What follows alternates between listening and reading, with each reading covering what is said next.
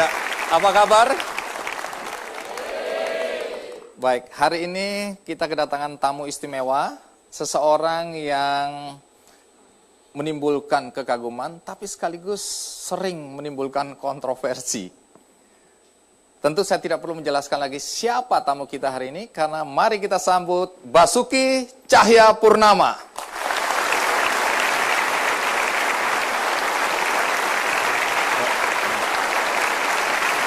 Baik, silakan duduk. Sebelum kita mulai, pertanyaan yang paling penting adalah, Anda lebih suka dipanggil Basuki, Cahaya, Purnama, atau Ahok? Dipanggil BTP sebetulnya. BTP, iya. Singkatan dari? Soalnya kan ada John F. Kennedy, JFK, ada SBY kan. Siapa tahu BTP jadi presiden juga gitu loh. Boleh Bang. Basuki. Tunggu dulu, Basuki Cahayapurnama, emang ada artinya itu? Cahaya kan pakai TJ, ejaan lama. Ejaan lama. Jadi waktu teman bapak saya kasih nama itu, dia pengen kasih nama itu Basuki yang sukses, makmur, berhasil. Tapi ya Cahayapurnama berhasil juga mesti nerangin orang, mesti yang sempurna gitu. Itu maksudnya. Tapi banyak orang menilai nama Basuki Cahayapurnama itu nggak cocok buat Anda. Cahayapurnama kan lembut, romantis. Ini kurang belajar sejarah. Banyak wanita dulu dibilang mukamu seperti rembulan. Seneng kan? Zaman sekarang marah-marah. Bulannya bopeng kok mukanya kok aneh banget ya. Itu cerita lama itu.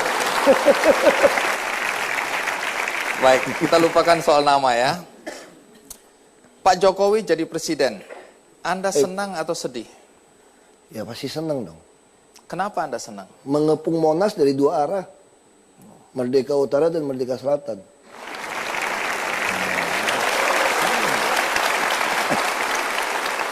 Tunggu. Ini baru 5 menit Anda memaksa saya untuk merasakan bahwa Anda sudah bakal jadi presiden ini. Minimal kan ngarep nggak apa-apa. Oke, jadi Anda senang karena paling tidak Jakarta dikepung. Untuk apa mengepung Jakarta? Iya. Kan Jakarta ini kan mau tidak mau kan jadi media meliputnya cukup tinggi. Jadi sebetulnya kalau kita melakukan transformasi Indonesia, tempat paling cocok itu memang transformasi di Jakarta. Kalau Anda senang, saya menduga Anda mendoakan agar Jokowi menang dong. Nggak juga, saya malah nggak dukung beliau. Saya doakan beliau tidak jadi presiden. Saya dukung kemarin. Tunggu dulu, Anda bahagia dia jadi presiden. Tapi Anda tidak berharap dia jadi presiden. Dengar dulu, ini agak mistik. Oh, ini agak mistik ini. Penting, Dengar dulu. Yang mistik-mistik ini iya, menarik kan? Menarik. Gimana? Ya, saya selalu begitu. Kalau saya dukung Pak Jokowi jadi presiden, berarti ya saya pasti jadi gubernur. Tapi kalau saya tidak mendukung Pak Jokowi jadi presiden dan beliau terpilih, memang nasib gua jadi gubernur, nggak usah ribut loh. Itu aja kan. Nah, ini mistiknya begitu. Iya. Jadi bukan kehendak saya lagi kan. Baik, menarik karena ketika Anda bersama Pak Jokowi mencalonkan untuk memimpin Jakarta sebagai wakil gubernur, banyak yang menolak. Penolakan pasti berkaitan dengan etnis dan agama, terutama ya. Tapi sekarang Anda justru jadi gubernurnya. Nah, sebelum sampai ke sana, kita ikuti dulu tayangan berikutnya.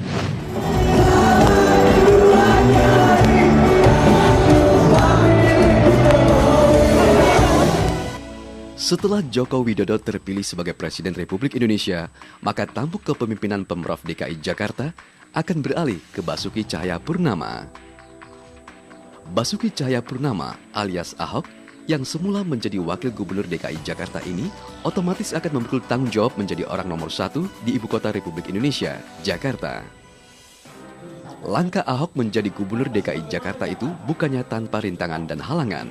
Hambatan mantan Bupati Belitung Timur ini akan menghadapi kerikil-kerikil berupaya penolakan yang disampaikan salah satu organisasi kepemudaan. Penolakan itu antara lain terkait dengan gaya kepemimpinan dan komunikasi Ahok yang dinilai sombong dan arogan. Selain itu, sejumlah organisasi kemasyarakatan juga telah menyatakan menolak Ahok menjadi Gubernur DKI Jakarta. Penolakan sejumlah ormas itu disinyalir dikaitkan dengan sentimen etnis dan agama. Rintangan alias kerikil inilah yang menjadi pekerjaan rumah Ahok untuk segera diselesaikan ketika ia memikul tanggung jawab menjadi Gubernur DKI Jakarta. Ya, dulu mau jadi wakil gubernur aja Anda ditolak. Sekarang jadi gubernur, apakah Anda siap mental untuk ditolak lagi atau banyak orang keberatan? Ini lupa sejarah saya sebetulnya. Saya Lebih susah jadi bupati di Belitung Timur daripada jadi gubernur di DKI. Belitung Timur itu 93% Muslim. Dan fraksi Bulan Bintang menguasai DPRD itu 55%. Jadi kita kebayang nggak kira-kira daerah seperti itu? Kristen hanya 0,8%. Saya waktu mau jadi bupati lebih kacau. Ada PNS datangin kasih surat Yasin. Nih tolong baca nih. Mana bisa aku baca surat Yasin? Nah nggak bisa baca kan? Makanya jangan jadi bupati kami. Macam-macam berani jadi bupati, surat Yasinnya kagak bisa. Yang gitu ya gue udah lewatin apalagi Jakarta. Nggak terlalu kecil.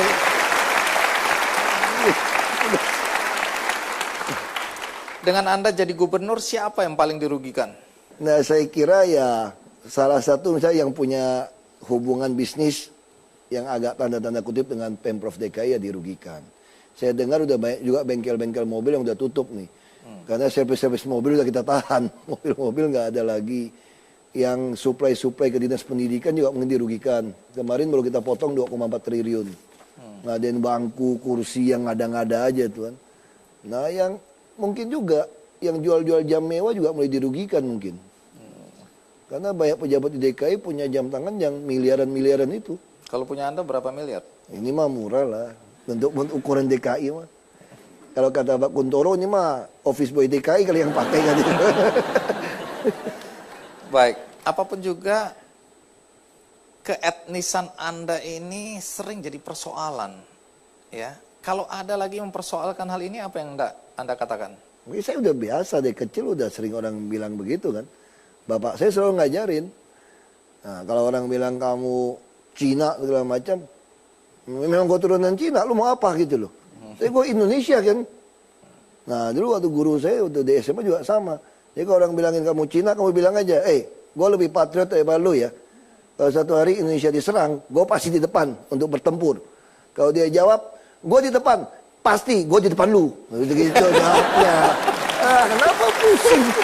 Ya, Apapun juga masih ada orang meragukan apakah Ahok akan mampu memimpin Jakarta. Tapi sebelum kita minta jawaban, kita rehat sejenak, ikuti terus Kick Andy.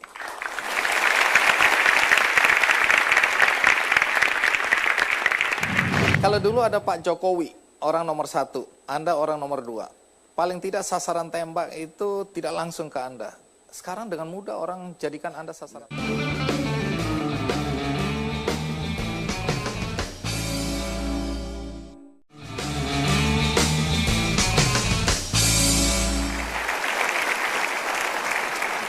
Pak Ahok, apakah Anda mampu memimpin Jakarta?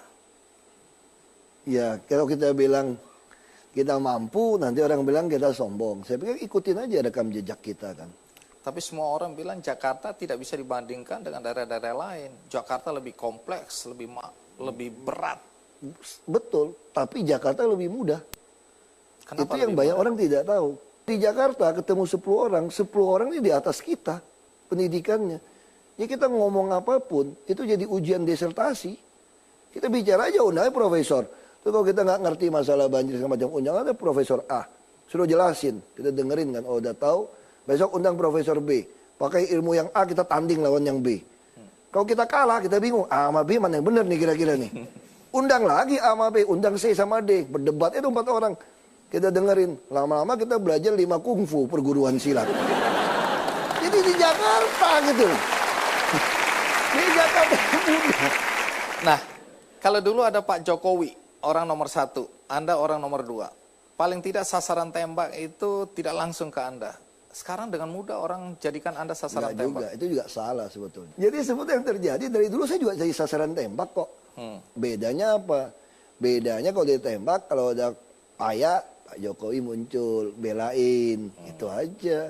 Nah sekarang kenapa takut? Kalau jadi presiden, yang belain presiden bos, kenapa takut? Jadi lebih enak. Jadi nggak ada masalah. Sesuatu yang baru memang, yaitu dalam rapat-rapat internal di DKI, Anda kemudian unggah di YouTube. Di YouTube itu semua orang bisa melihat perdebatan, termasuk ketika Anda memarah-marahi anak buah Anda atau bawahan Anda. Awalnya keren, tapi ada sebagian orang sudah mulai merasa bahwa apakah ini bukan hal yang salah. Kenapa begitu? Karena orang yang Anda marah-marahin itu, walaupun di kantor adalah bawahan Anda, dia kan punya istri, punya anak, punya keluarga. Apakah itu tidak mempermalukan keluarga mereka juga? Apa itu sudah Anda pikirkan? Jadi saya baru 10 hari kira-kira jadi wagub, ada demo buruh untuk kenaikan gaji, upah. Katanya itu 2.500 orang. Janjinya Pak Jokowi itu Pak Jokowi akan hadapin, bukan saya sebetulnya. Jadi beliau minta saya temuin 30 orang saja. Ya saya keluar aja, saya pikir dari luar halu-halu aja, masuk-masuk gitu loh. Kira-kira gitu kan. Katanya bilang, katanya pilihan rakyat, sini dong. Sini gimana, saya pikir orang gitu banyak.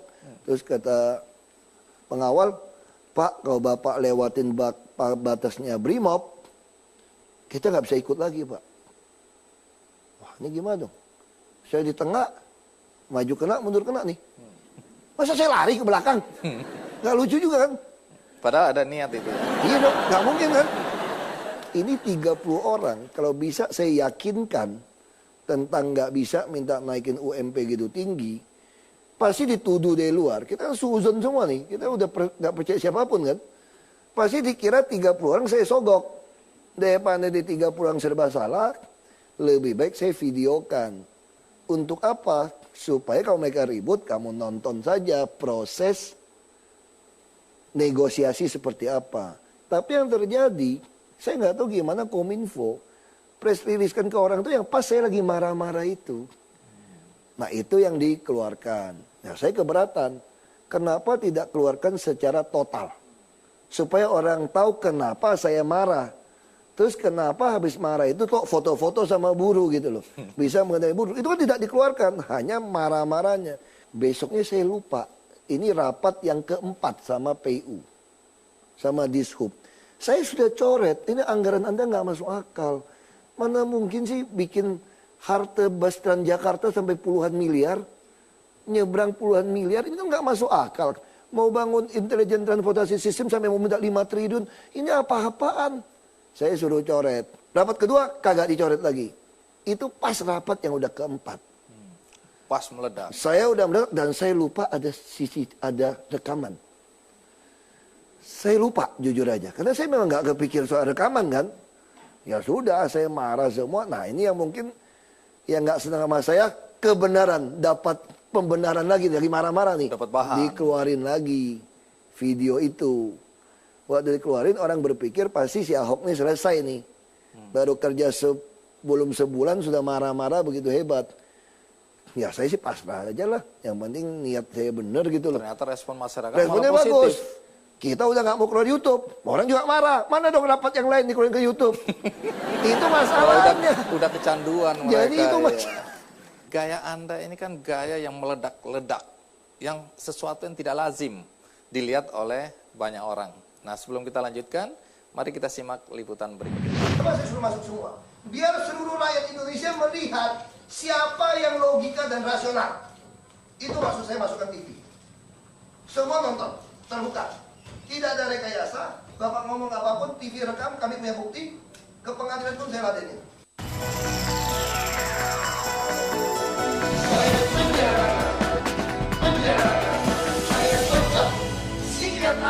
Sepak terjang Basuki Cahayapurnama ketika menjabat Wakil Gubernur DKI Jakarta ini banyak membuat orang terutama pegawai Pemprov DKI gerah, terutama mereka yang biasa bekerja santai alias tidak disiplin.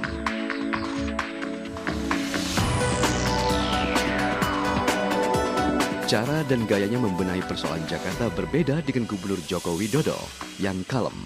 Mantan Bupati Belitung Timur ini terkesan galak dan meledak-meledak. Kesan temperamental kerap kali keluar dari sikap wakil gubernur yang akrab disapa Ahok dalam memimpin rapat. Ia tak segan ngamuk dan gregetan ketika melihat pegawai Pemprov yang tidak efisien dan lamban. Tidak hanya itu, Ahok memberlakukan aturan yang tegas kepada siapa saja, terutama kepada pemilik rumah susun milik pemerintah kota Jakarta. Ia memastikan yang menempati harus orang yang tidak mampu. Jika tidak, ia tidak segan-segan mengusirnya. Bahkan ketegasan Ahok tidak main-main.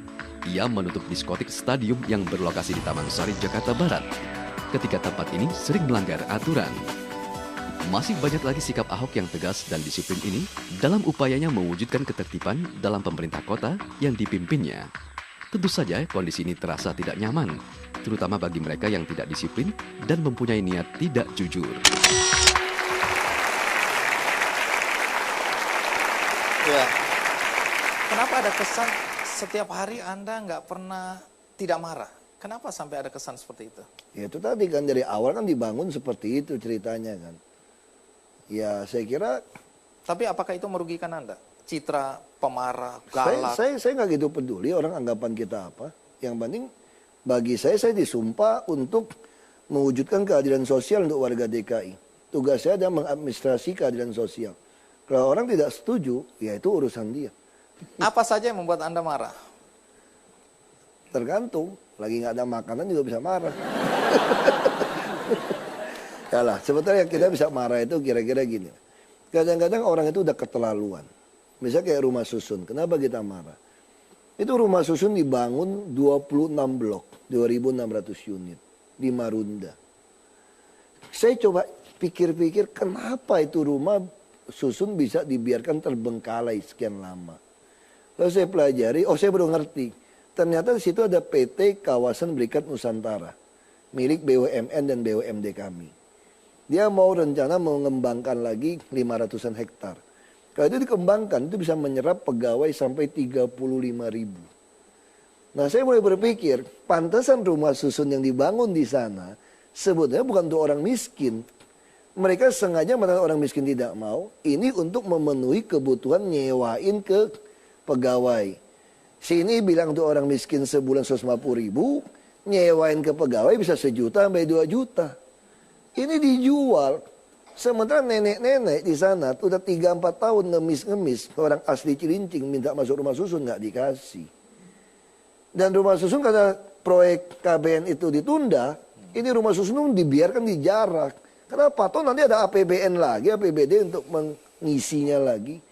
Jadi itu yang kurang ngajar. Saya sampai di sana, saya lihat, maksud saya gini, kalau Anda mau uang, saya kira semua manusia hidup, kata bapak saya, orang masih hidup pasti mau uang gitu loh. Tapi jangan dengan uang Anda menjolimin orang lain, Anda nggak benar gitu loh. Yang kedua, kadang-kadang ada juga oknum orang miskin. Udah miskin belagu lagi kan. Tunggu, oknum orang miskin? Iya. Nah ini menarik. Misal contoh, udah tahu tanah negara didudukin, buang sampah sembarangan, kagak punya rumah, disewa-sewain, saya pindahin ke rumah susun, kasih perabotan lengkap, nggak mau. So, ngomongnya begini, kamu nggak usah ngurusin saya. Yang penting bayar tanah ini 3 juta per meter. Nenek lu kurang ajar kan. Waktu ngomong nenek lu jangan kesini ya. Iya. Itu kan gila. Baik, menarik. Gaya Anda udah pasti berbeda dengan Pak Jokowi. Tapi boleh tahu, apa kelebihan Pak Jokowi dibandingkan Anda? Kelebihannya, Iya. beliau berhasil membuat saya setengah lebih jinak sekarang. Ini udah lebih jinak loh sebetulnya. Bayangin, udah jinak aja gitu. Apa kekurangan Pak Jokowi di mata Anda? Kekurangannya, beliau ikut marah-marah juga terakhir. Jadi itu pergaulan yang buruk memang betul-betul merusak kebiasaan yang baik. Menular itu ya. Iya, jadi satu hari. Kenapa 3.000 nggak lagi. mungkin belusukan? Ya Pak Jokowi kan udah hitam, gue masih putih.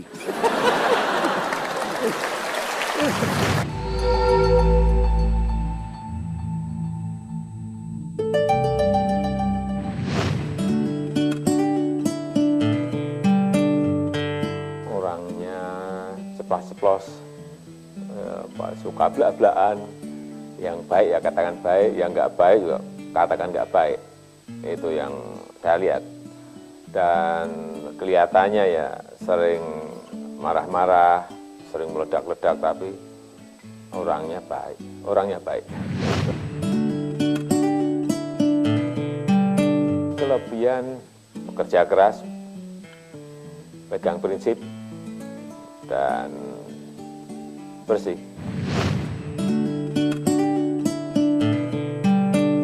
Dengan Pak Ahok, tiap pagi kita ketemu, sering tabun-tabunan, jadi ada keterbukaan, koordinasi tugas apa yang harus dikerjakan oleh Wakil Gubernur, terus tugas apa yang harus saya kerjakan itu sudah kita bagi, sehingga ya sama-sama enak. Tetapi Pak Ahok itu banyak konsentrasi di dalam, ngurusi birokrasi, ngurusi hal-hal yang berkaitan dengan administrasi di dalam.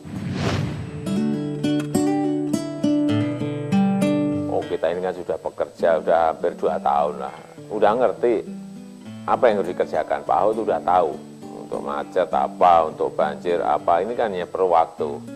Kemudian nanti mempersiapkan Asian Games 2018,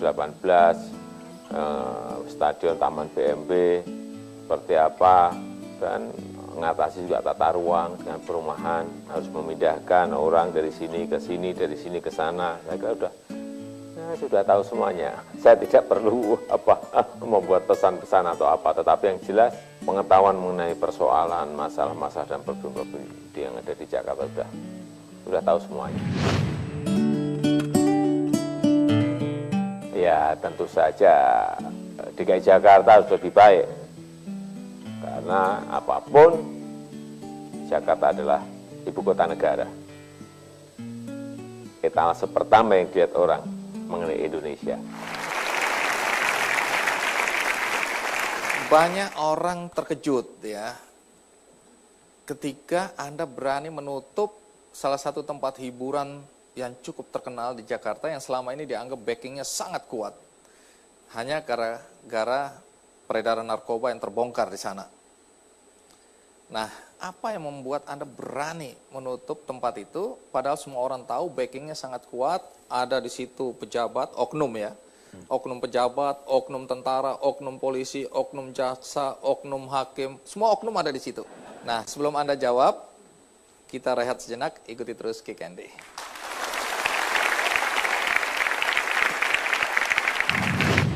Tapi kira-kira siapa yang paling menginginkan kematian Anda?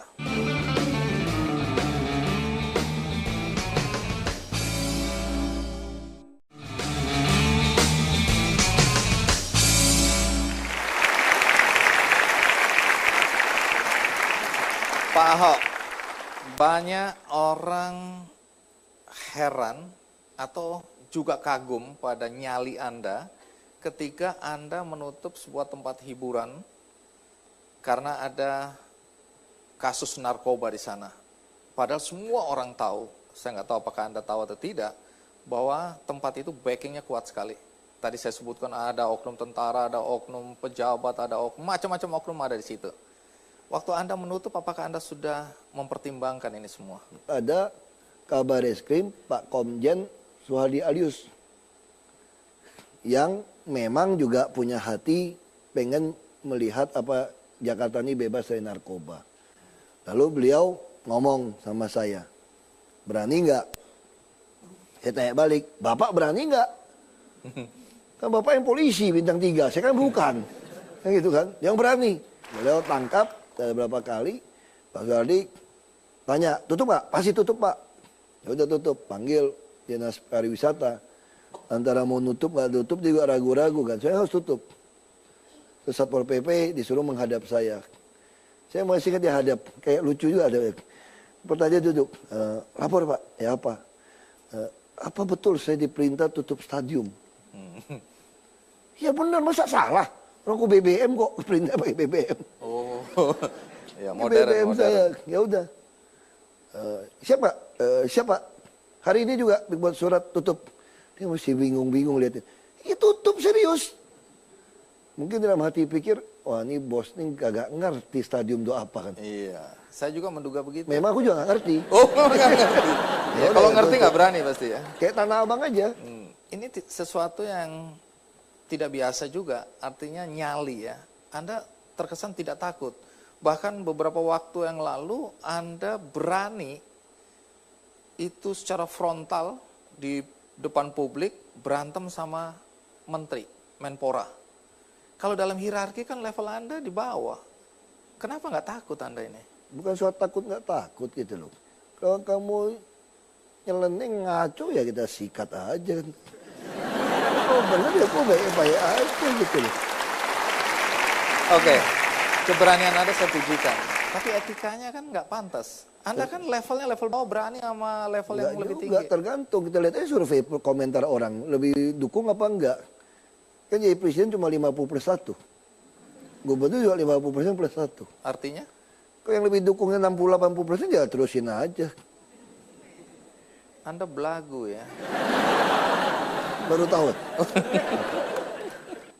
Bukan rahasia bahwa banyak oknum pejabat di DKI yang menjadi backing dari kegiatan-kegiatan prostitusi, judi di DKI. Nah, seberapa kuatnya Anda menghadapi anak buah Anda yang menjadi backing-backing semacam ini? Ya pertama kita mesti koreksi. Tidak semua PNS DKI itu buruk. Saya berani menjamin di atas 60% itu baik. Bukti kalau saya mana mungkin bisa bekerja kalau tanpa didukung dari PNS di DKI. Nah sama saya bongkaran Tanah Abang. Sekarang udah beres kita, bersihkan. Bongkaran Tanah Abang kan terkenal itu. Oh maaf saya nggak tahu itu. Nggak tahu ya? Ya udah. Iya. Anda Namanya pun baru dengar ini. Ya. Nanti sekali-sekali kita ikut keliling-keliling Jakarta malam hari. Ya ada istri saya Nah, soalnya. ya. Saya kadang sering ikut Bang Yos kan. Jadi banyak sekali dari DKI ini baik, bagus. Memang ada beberapa yang tidak baik ada. Tapi terus kita mau ganti. Nah kita udah bangun satu sistem. Kalau Anda jabat eselon tidak baik, saya tidak mau carikan lagi eselon yang lain. Langsung staffkan saja. Dan tunjangan juga kita sudah berikan tunjangan kendaraan itu bisa pilih mobil atau motor atau mentanya itu sampai eselon 4. Kita juga menciptakan tunjangan kinerja daerah yang baru. Jadi kita ingin nanti PNS di DKI itu penghasilannya itu di atas penghasilan swasta. Jadi orang akan merasa pengen jadi PNS. Nah sekarang PNS DKI baru masuk saya sudah bisa dapat 6 jutaan. Nah kalau Anda nggak beres, kita mau sikat. Nah saya lagi mau bikin yang pelayanan terpadu satu pintu bisa bawa pulang kira-kira di atas 10 juta atau 12 juta. Tapi Anda harus melayani rakyat dengan baik. Nah kalau Anda tidak baik, saya akan pecat. Anda kejam ini ya, nggak memikirkan bahwa dia punya keluarga. Termasuk ketika Anda menutup tempat hiburan tadi. Banyak orang juga melihat dari sisi yang lain. Bukankah banyak karyawan di tempat itu yang akhirnya nganggur? Ya, maka itu pertanyaan sama ketika penggiat hak asasi manusia perkotaan tanya kepada saya, bagaimana pandangan Anda tentang hak asasi manusia? Nah, saya jawab begini. Saya ingin 10 juta orang itu bukan hanya sehat dan bahagia, otaknya, perutnya, dompetnya penuh, tapi betul-betul hidup senang. Tapi kalau ada 1000 orang yang saya katakan, jangan membahayakan 10 juta orang, tapi dia terus membahayakan, saya akan bunuh di tempat Anda. Sama seperti ketika saya memindahkan orang dari Waduk Pluit, saya dianggap melanggar hak asasi manusia orang tinggal di satu tempat. Saya katakan, tahu nggak Anda, itu bendungan di Waduk Pluit, air laut itu 2,8 meter di atas muka laut. Dengan begitu tipis, begitu bocor, airnya udah di atas permukaan.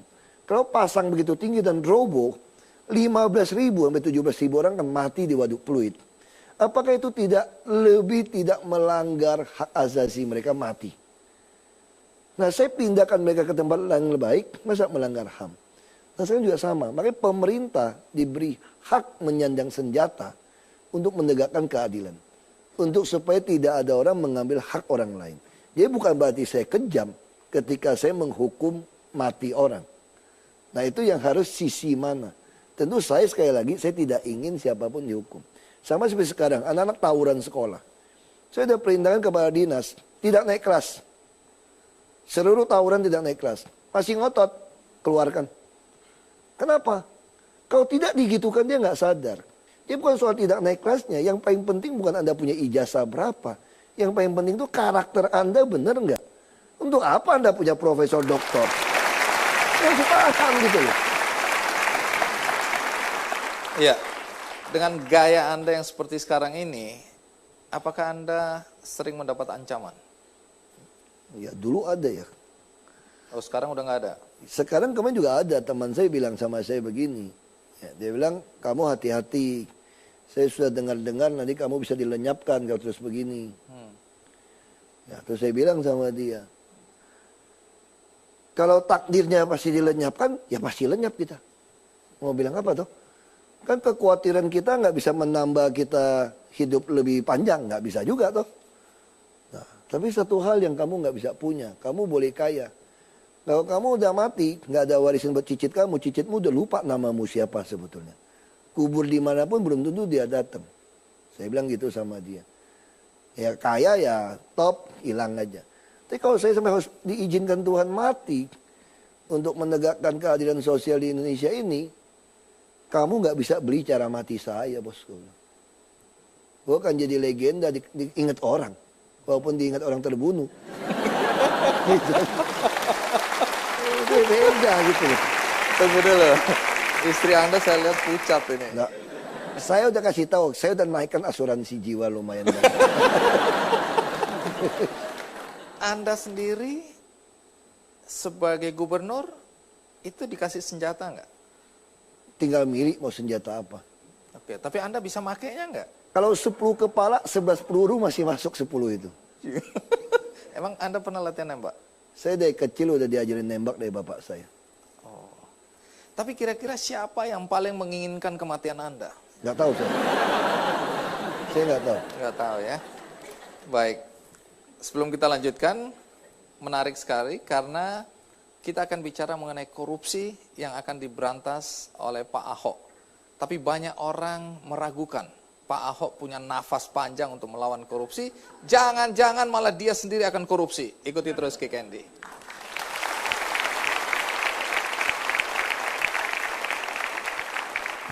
Korupsi itu bermula juga dari kebutuhan atau kekurangan. Boleh tahu nggak, gaji wakil gubernur itu berapa sih?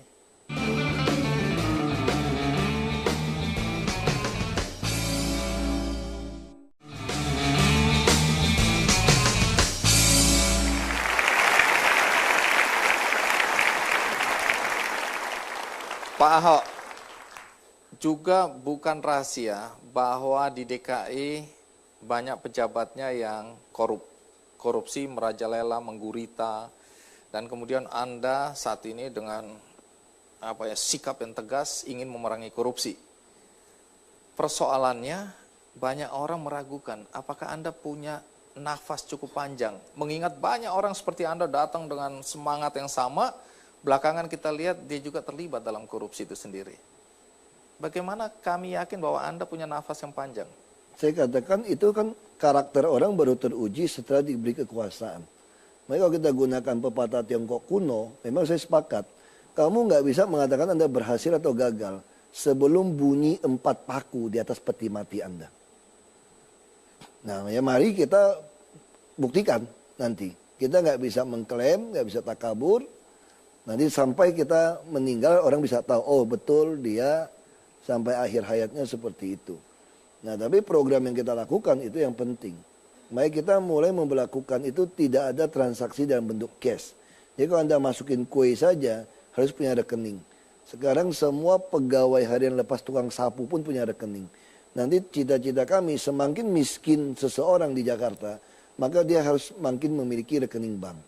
Supaya Untuk transfer semua itu ada di bank. Sehingga kita bisa memonitor transaksi.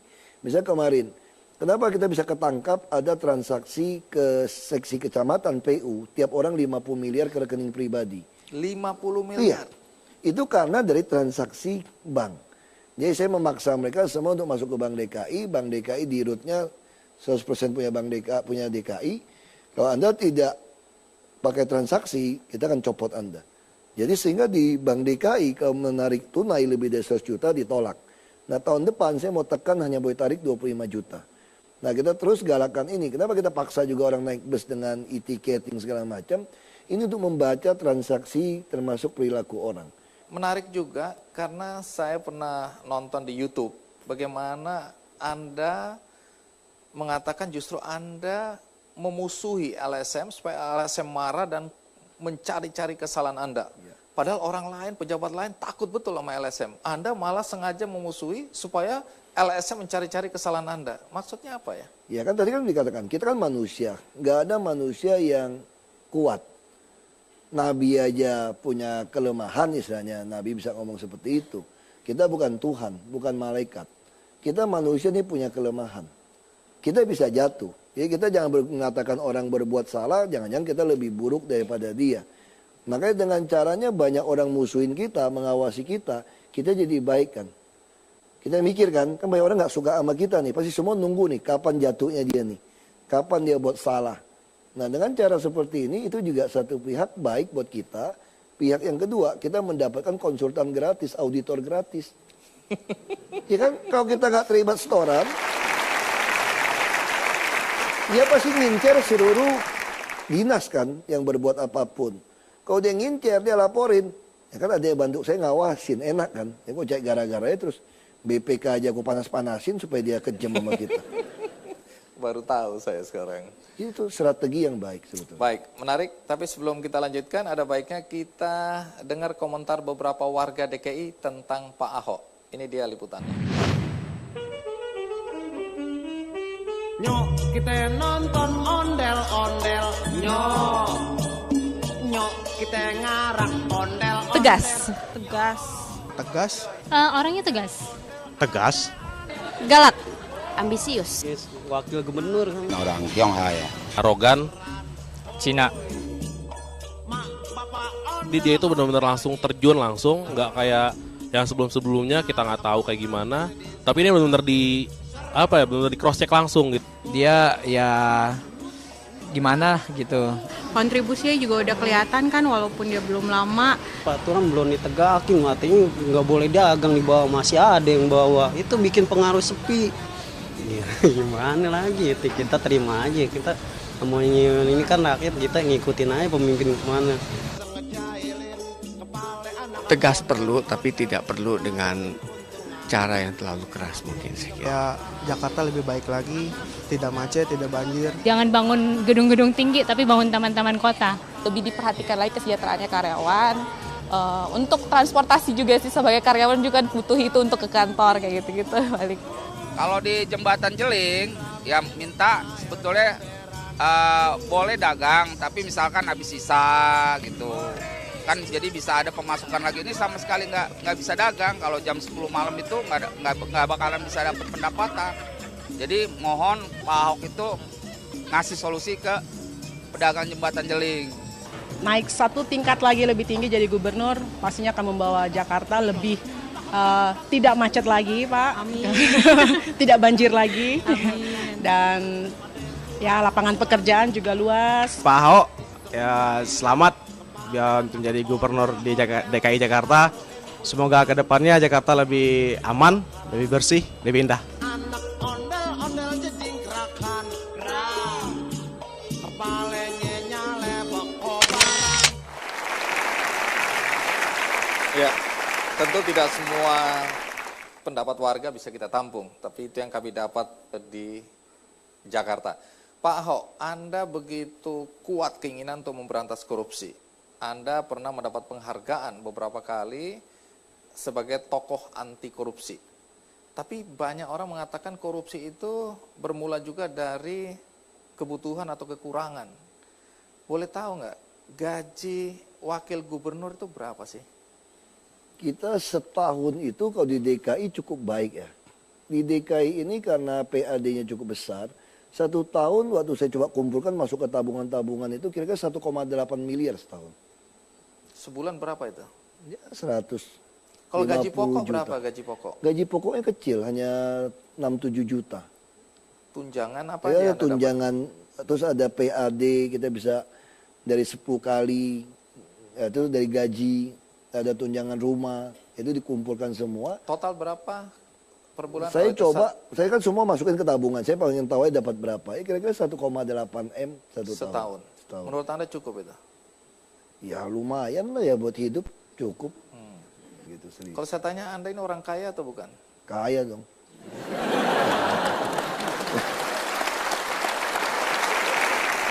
Banyak pejabat yang waktu menjabat melaporkan kekayaannya 10 perak, begitu selesai bisa 100 perak dan tidak masuk logika. Nah, waktu Anda berhenti nanti, Anda akan melaporkan juga. Saya kan bukan pertama kali kan, saya sudah melaporkan sejak di DPRD, Bupati, mau calon gubernur, terus ke DPR RI, waktu berhenti terus mau calon itu. Jadi saya sudah berapa kali melaporkan kekayaan ini. Nah soal nambah segala macam, yang penting kita bisa buktikan dari mana. Yang paling konyol kan ngaku-ngaku hibah dari nenek siapa, kan nggak lucu gitu. Hibahnya ratusan miliar, itu mesti dicurigain. Makanya saya selalu katakan, harusnya KPK itu kita mesti buat satu peraturan, siapapun mau jadi pejabat, bukan cuma dicocokkan harta kamu berapa banyak. Harus ditanya dari mana hartamu begitu banyak. Nah kalau Anda nggak bisa membuktikan, Anda jangan jadi pejabat. Nah itulah rekonsiliasi nasional. Kita akan lanjutkan karena saya dengar ada juga pedagang kecil, tukang parkir yang tadinya memilih pasangan Jokowi Ahok merasa menyesal. Mereka merasa hidupnya lebih sengsara sesudah jagoan mereka menang. Apakah benar? Ikuti terus Kick Andy.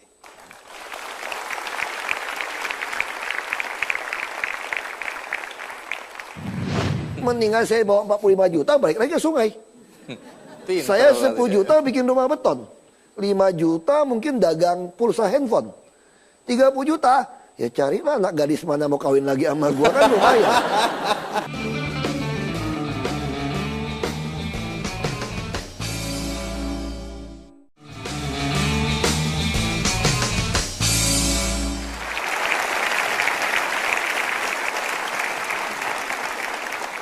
Pak Ahok, sebagai gubernur, apa visi besar Anda tentang Jakarta? Ya, kita ingin sejajar dengan kota megapolitan. Dalam Jadi, hal? Dalam segala hal. Artinya itu harus jadi kota impian. Orang yang jujur, yang rajin, kalau dia datang ke Jakarta, dia bisa berubah nasib. Ini adalah tempat impian orang yang mau kerja keras, dia bisa berubah. Jadi kemiskinan strukturalnya harus kita atasi.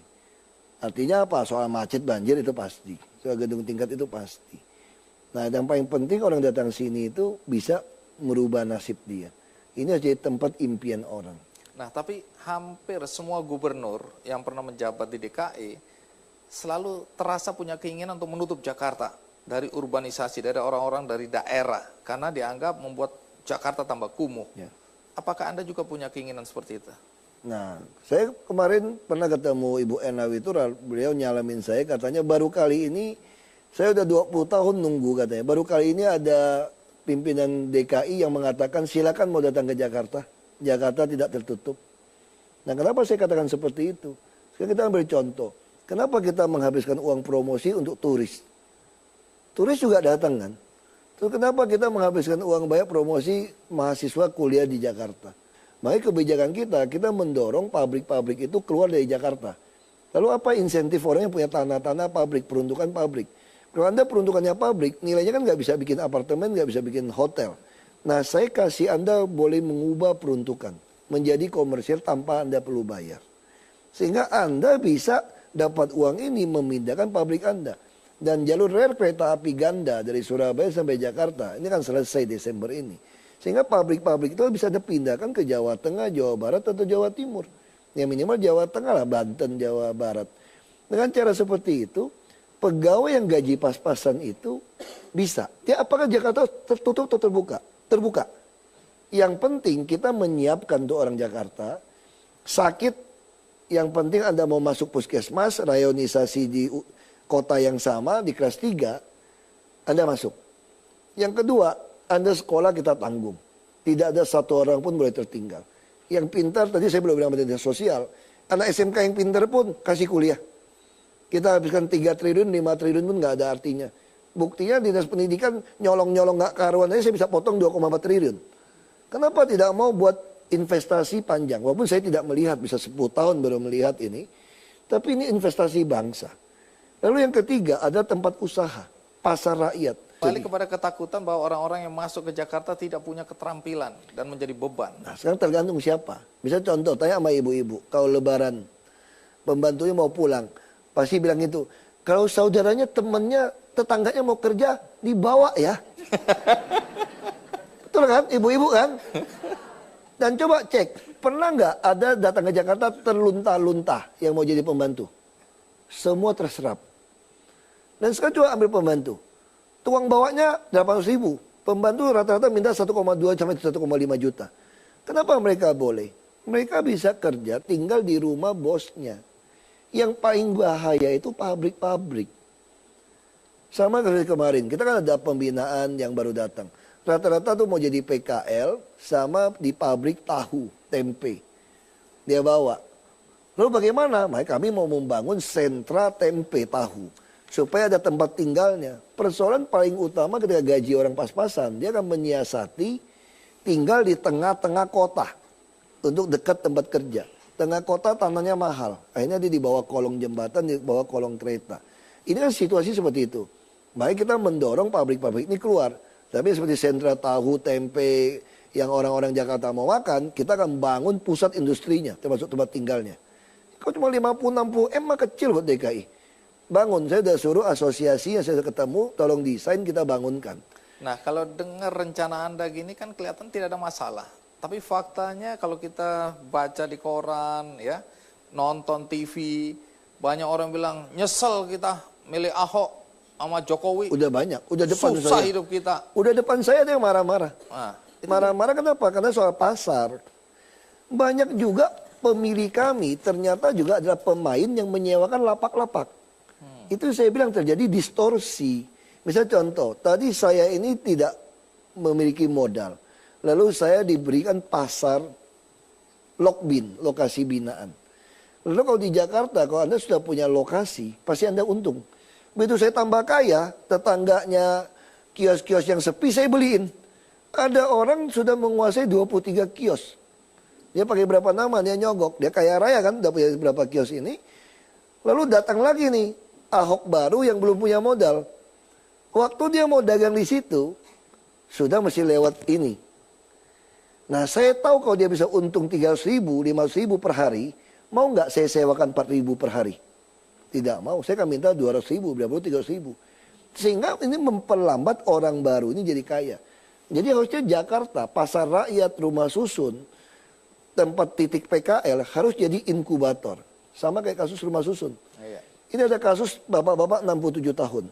Dikasih rumah susun dari pinggir sungai. Kelas menengah kekurangan rumah kan. Ini sewanya hanya 150.000 per bulan. Kosin aja bisa 2 juta. Dibeli 50 juta, 45 juta. Nah si bapak ini jual. Lalu kita tanya, kenapa bapak jual? Nyogok supaya ganti nama kepada oknum 5 juta. Dapat 45 juta kan? Ditanya, kenapa dia jual? Dia jawabnya sangat manusiawi. Saya dari lahir sampai 67 tahun, gak ada uang, miskin. Anda pindahkan saya ke rumah susun yang bagus. Gak ada uang juga, buat apa? Mendingan saya bawa 45 juta, balik lagi ke sungai. Saya 10 juta bikin rumah beton. 5 juta mungkin dagang pulsa handphone. 30 juta, ya carilah anak gadis mana mau kawin lagi sama gua kan lumayan. Itu manusiawi. Jadi harus ketat gitu loh. Menarik ini soal kawin lagi. Saya dengar Anda ini termasuk suami takut istri. Tapi sebelum dijawab, kita rehat sejenak, ikuti terus Kick Andy.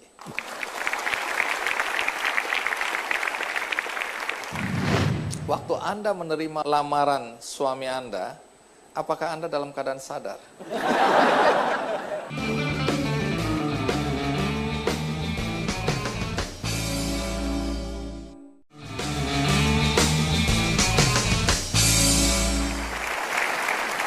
Pak Ahok, dengan risiko yang Anda hadapi dari cerita-cerita tadi, apakah Anda mempersiapkan secara khusus keluarga, istri dan anak-anak? Ya, saya sih bilang sama anak saya pertama gitu kan, apapun yang terjadi, kamu jangan pernah nyalain Tuhan. Tuhan nggak pernah salah. Baik, sebelum kita lanjutkan soal urusan keluarga, mari kita simak liputan berikut ini.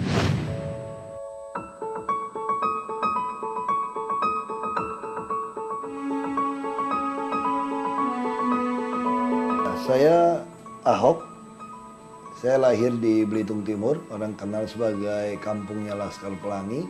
Ya, dari kecil di rumah itu orang kalau nggak sekolah, nggak bisa belajar atau mau buat rumah atau pengen minta tolong bantuan beras atau sakit pasti datang cari bapak saya. Nomor urutan 1 yang paling mulia pekerjaan itu adalah jadi pejabat sebetulnya. Karena kamu menentukan nasib orang. Nah, situlah saya mulai bergabung dengan partai politik. Di dunia politik, Ahok pernah menjabat sebagai Bupati Belitung Timur. Dan di pemilu DKI Jakarta, ia memenangkan sebagai Wakil Gubernur DKI Jakarta periode 2012 hingga 2017. Di balik kiprahnya di bidang politik, tentu tak lepas dari dukungan keluarga dan istri tercinta, Veronica Tan.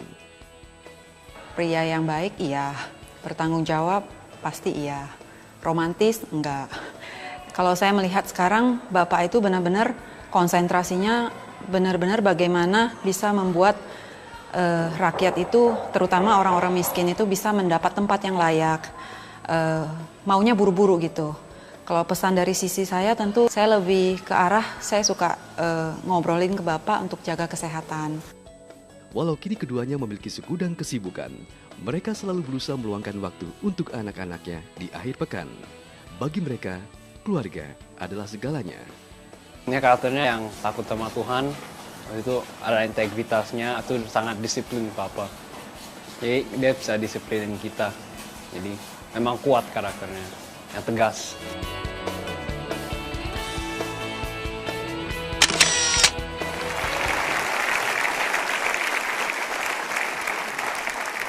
Anda tidak romantis, tapi katanya pernah satu hari di ulang tahun istri Anda nge-tweet, "Selamat ulang tahun istriku tercinta, Vero." Itu Anda terpaksa. Siapa yang maksa-maksa Anda sebenarnya? Nggak ada yang maksa. Oh, itu inisiatif. Ada yang ngajarin. Oh. Nah, Anda termasuk istri katanya, ikatan suami takut istri, betul? Itu menurut pengakuan istri. Kalau Anda rasakan sendiri? Saya rasa sih saya nggak takut sebetulnya. Oke. Tapi orang melihat Anda takut. Ya kan sayang sama takut kan tipis. Biasanya suami-suami yang galak di kantor, itu memang takut sama istri. Itu kompensasi dari dimarahin istri di rumah, dia marah-marah sama orang di kantor.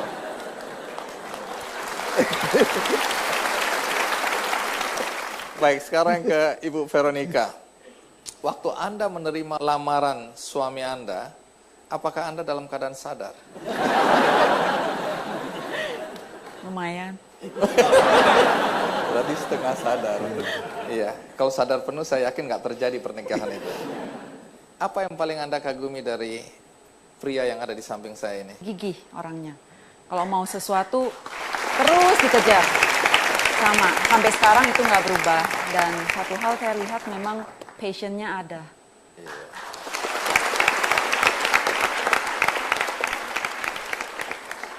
Apa yang paling tidak Anda sukai dari Pak Ahok? Banyak. Saya sedang... Saya baru mau bilang saya sedang mengadu domba ini. Banyak. Nggak apa-apa, kunci di saya, Pak. Oh.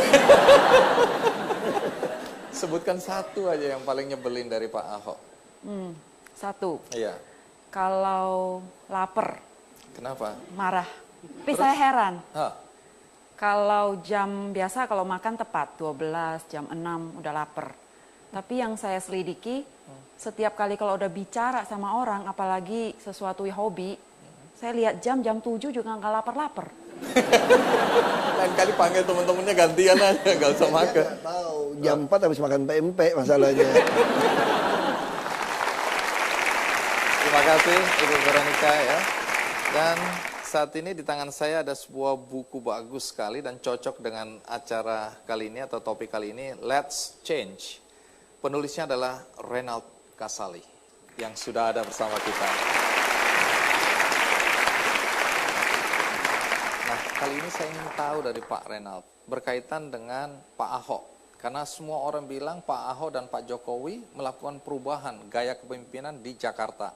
Dan Anda adalah orang yang selalu ingin agar terjadi perubahan. Pertama tentu boleh tahu, komentar Anda tentang apa yang dilakukan Pak Jokowi dan Pak Ahok di Jakarta. Ya, saya kira keduanya ini adalah figur perubahan. Ketika sebagian orang mengucapkan perubahan sebagai suatu slogan, mereka melaksanakannya. Dan ketika mereka melaksanakannya, kita semua terkejut sebetulnya. Termasuk saya pernah mengkritik, saya kira Pak Ahok tahu itu. Saya katakan Ahok jangan membelah batu.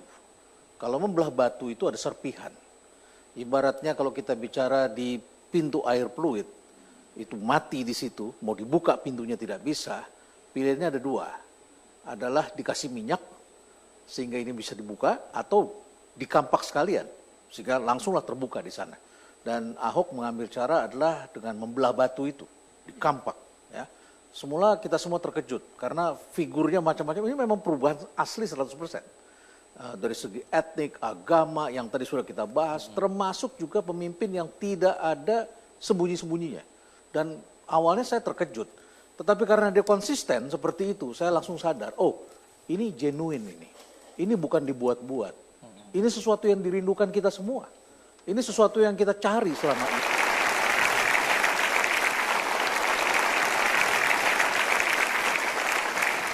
Apa pesan yang paling kuat yang Anda ingin sampaikan melalui buku ini? Masyarakat kita ini sekarang mempunyai satu fobia baru, neofobia. Neofobia itu adalah takut terhadap pembaharuan. Begitu menghadapi hal baru, berontak. Kurikulum baru berontak. Padahal bicaranya kurikulum lama beban terlalu besar. Sudah diringankan, dibikin lebih baik, ribut lagi. Ya. BBM mau dibikin supaya lebih baik keadaannya, supaya orang kaya jangan terlalu menikmati berlebihan, ribut lagi semuanya. Kita semua fobia terhadap hal-hal baru. Padahal hal baru ini penting. Saya kira yang pertama saya ingin ajarkan kepada masyarakat adalah rubah cara berpikir, jangan takut terhadap hal-hal baru. Karena hal baru inilah yang menyelamatkan hidup kita. Yang kedua, mari kita berubah bersama-sama. Jangan hanya serahkan itu perubahan pada pemimpin saja. Tapi kita semua harus sama-sama melakukan perubahan. Jadi jangan hanya menuntut, tetapi juga jalankan perubahan itu. Iya. Terima kasih Pak Renald. Dan Pak Ahok, kalau dari Anda sendiri apa nilai-nilai yang sebaiknya ada pada seorang pemimpin? Dia harus mengerti betul seorang pemimpin tidak boleh terima suap. Kedua, dia taat kepada konstitusi, bukan konstituen. Yang ketiga, dia nggak pernah takut mati untuk berkorban untuk kepentingan orang banyak. Saya kira nilai ini harus kita punya.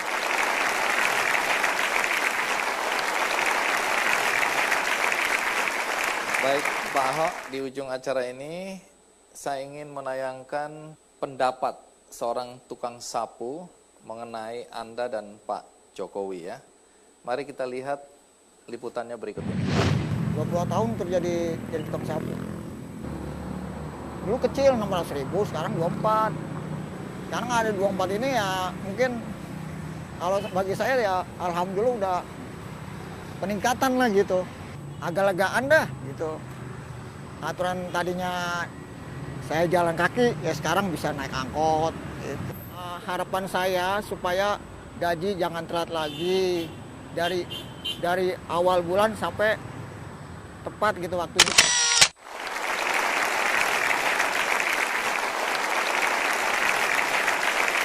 Jadi kisah Pak Muhammad Yakub ini kami baca di salah satu surat kabar.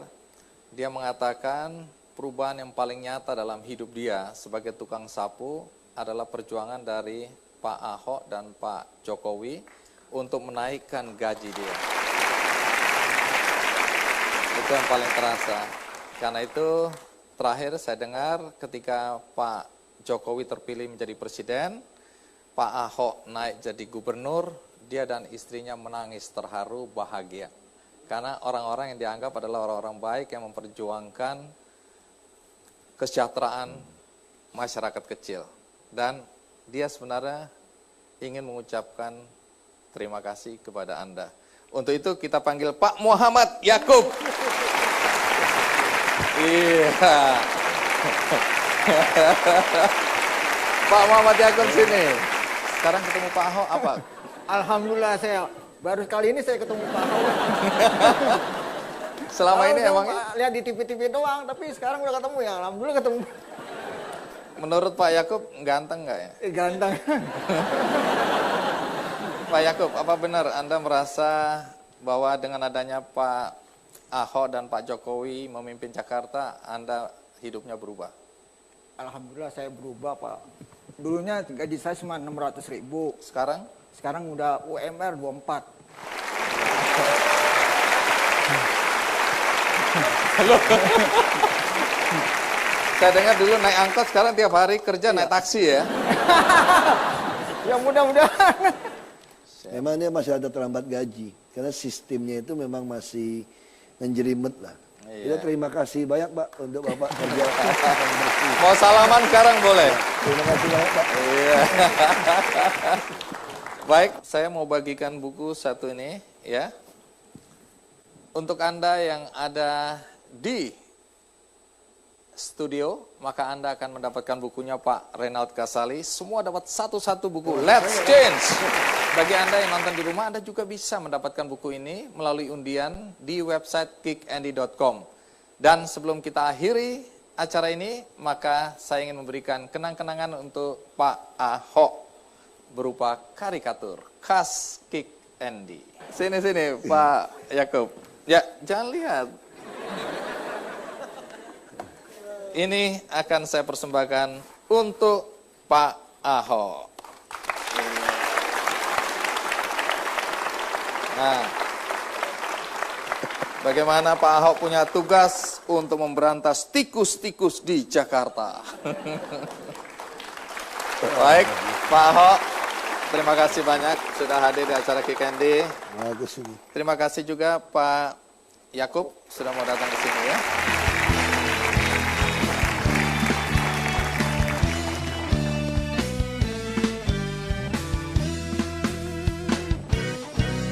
Jakarta kebanjiran, di Bogor angin ngamuk, rumah aneh kebakaran, garing-garing kompor maluk, aneh jadi gemeter.